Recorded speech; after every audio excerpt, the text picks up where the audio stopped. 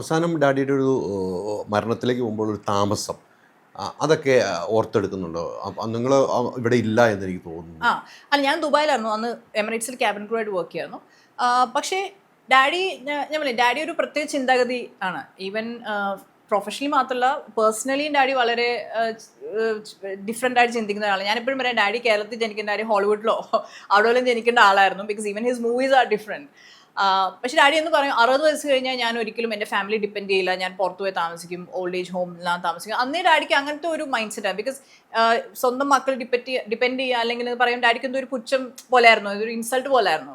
So ആ ഒരു ഇതിൽ അന്ന് അപ്പം അങ്ങനെയാണ് ഞങ്ങൾ ഫൈനലി സിഗ്നേച്ചർ എന്ന് പറയുന്ന സ്ഥലം കണ്ടുപിടിക്കുകയും അത് ആദ്യം ചളിക്കവട്ടം എന്ന വീടിൻ്റെ അടുത്തായിരുന്നു, അവിടെ ആക്കുകയും പിന്നെ ഇടയ്ക്കിടയ്ക്ക് ഡാഡി പിന്നെ അതൊരു ഫേസാണ്. ഒരു 2 വർഷം നിൽക്കും, പിന്നെ തിരിച്ചൊരു 2 വർഷം വീട്ടിൽ നിൽക്കും, പിന്നെയും പോകും.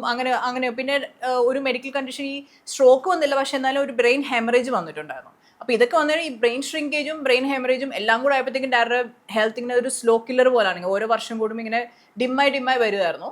പിന്നെ പിന്നെ ഞങ്ങൾ ഇവിടെ കാക്കനാടുള്ള സിഗ്നേച്ചറിലേക്ക് ഡാഡി പിന്നെ അവിടെ സ്ഥിരം അവിടെ തന്നെയായിരുന്നു. പിന്നെ ഡാഡി മരിക്കുന്നതിൻ്റെ ഒരു 6 months മുമ്പ് വീട്ടിൽ തന്നെയായിരുന്നു ഡാഡി. ഓൾമോസ്റ്റ് 1 year വീട്ടിലായിരുന്നു.